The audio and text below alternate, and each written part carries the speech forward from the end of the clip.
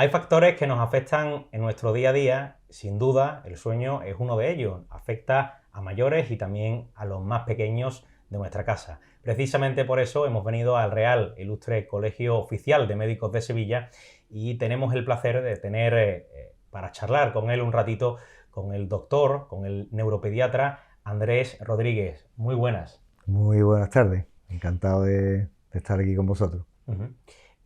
Queremos saber un poco hasta qué punto la sociedad está informada sobre este tema y sobre todo si es un tema que preocupa mucho a los padres. Ujú. Bueno, indudablemente es una de las grandes problemas y demandas que tienen las familias para con la sanidad. Es decir, es un problema acuciante desde la perspectiva social, ¿no? Los pediatras tenemos muchísimas consultas de trastornos del sueño, de presuntos trastornos del sueño y de su posible repercusión. Entonces es una preocupación social y sanitaria que está en boga, desde luego, ¿no?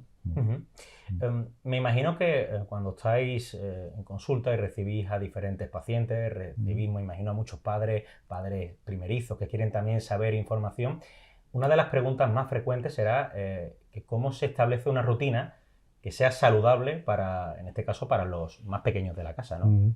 Sí, efectivamente es una de las cuestiones más preguntadas y de las que más necesidad hay de formación, porque muchas veces, tanto en el ámbito incluso sanitario, como por supuesto en el familiar que consulta, hay muchas veces que no sabemos realmente cómo hacer esto, ¿no? Date cuenta que un niño desde que nace con un ciclo sueño-vigilia completamente acostumbrado a lo que es el intraútero, que no había ni luz, ni había los estímulos externos que hay desde que nace. Entonces ese recién nacido se enfrenta por primera vez a esos cambios de rutina, a esos cambios de estímulos, esos cambios de luz, a esos cambios de alimentación, esos cambios de actividad, y todo eso lo tiene que coordinar con su madurez y con su ciclo de sueño, que se va instaurando muy poco a poco, muy progresivamente. Entonces, ¿cómo se hace esto? Pues no es fácil, es relativamente complejo, pero ¿cómo debemos ir haciendo esa rutina poco a poco? Dependiendo de la edad, lógicamente. Un recién nacido, cuando nace, pues tiene unos ciclos de sueño muy cortitos, muy rápidos, de una media hora aproximadamente, y pasa del sueño a la vigilia muchas veces durante el día. Y cuando van pasando los meses, pues ese ciclo de sueño se va prolongando, se va alargando. Entonces las rutinas que le vamos a ir ofreciendo al niño deben de ir adaptadas, lógicamente, a esa edad madurativa y a esa madurez neurológica que va teniendo. Entonces no es sencillo hacerlo, ¿no? Pero bueno, en general hay que ir creando un ciclo sueño-vigilia día-noche, correspondiente uno con el otro, y también eso enlazarlo con el tema de la alimentación, que bueno, pues también debe ir un poco coordinado, ¿no?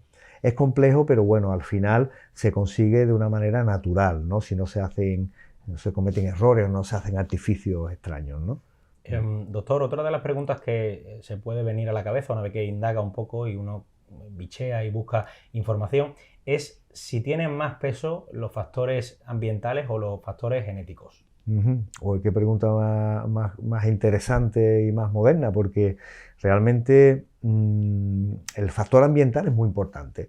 De hecho, la mayoría de los trastornos del sueño que vemos en nuestros niños son derivados, en gran parte de ellos, por una mala gestión de las rutinas de sueño. Entonces, eso es una realidad intangible. Pero es verdad que genéticamente hay niños que son más dóciles, que son más fáciles de entregar a esa rutina de vigilia-sueño, y otros que no, otros que son más adrenérgicos. Hay niños que tienen un nivel de activación superior y eso les condiciona genéticamente a que sea un poco más complicado y complejo el proceso de crear una rutina de sueño saludable, ¿no? Entonces, no sé si decirte un 50-50, pero desde luego la rutina del sueño y la higiene del sueño es fundamental para crear un buen hábito, pero está muy matizado por lo genético, ¿no?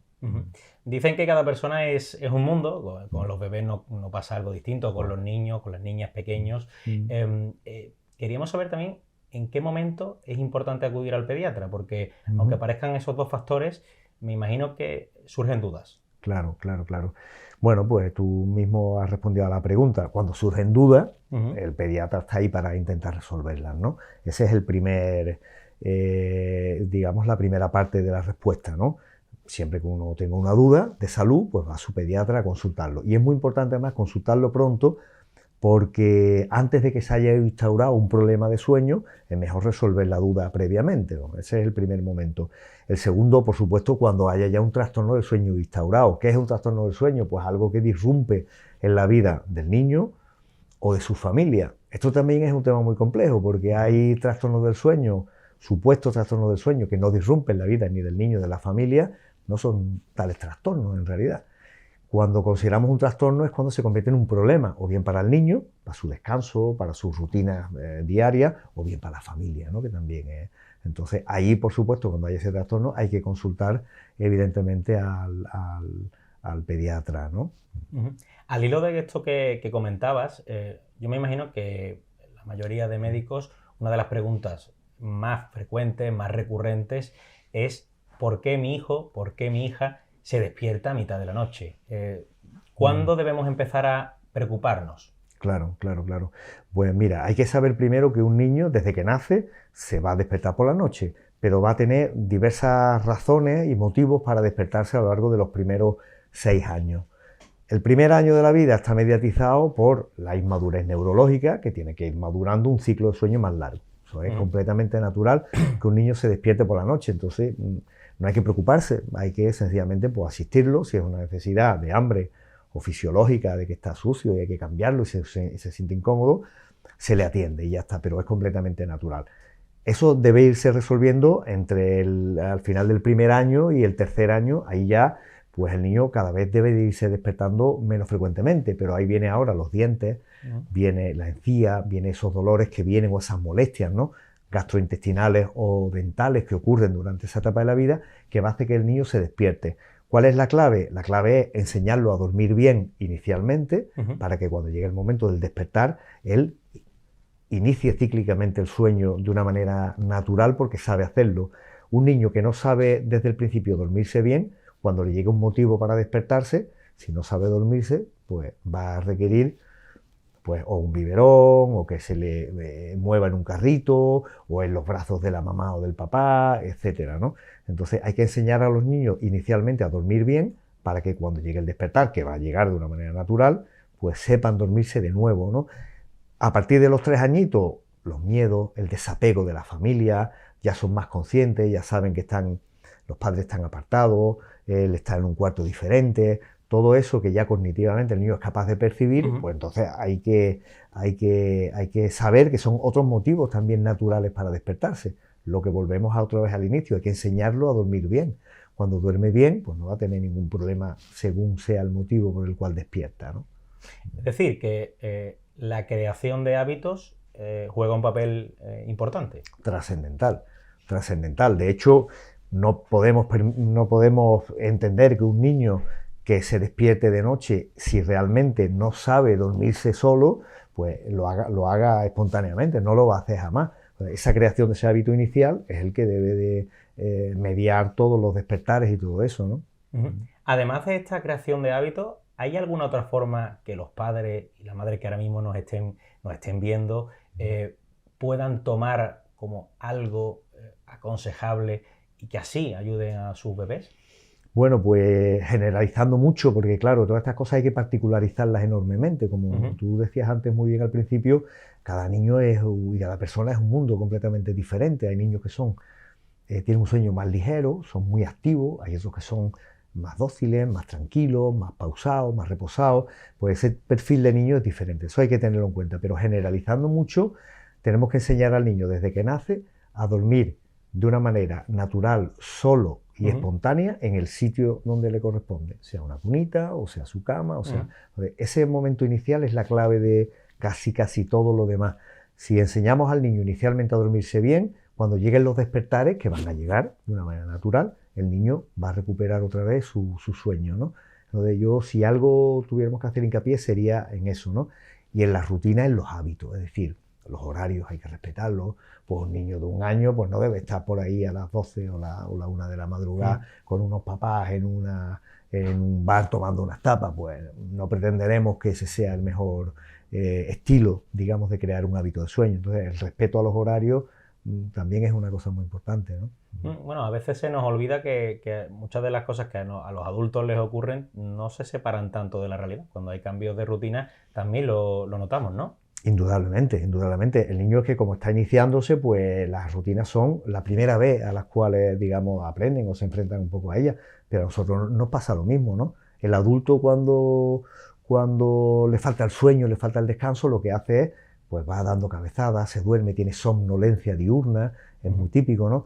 El niño no, el niño cuando le falta el sueño y el descanso se pone muy activo, excesivamente activo, entonces se pone más nervioso, es más malo, es más travieso, se pone más impulsivo y repercute muchísimo en su conducta, en su emocionabilidad y en su capacidad de atención, es decir, tiene repercusiones en todos los ámbitos, ¿no?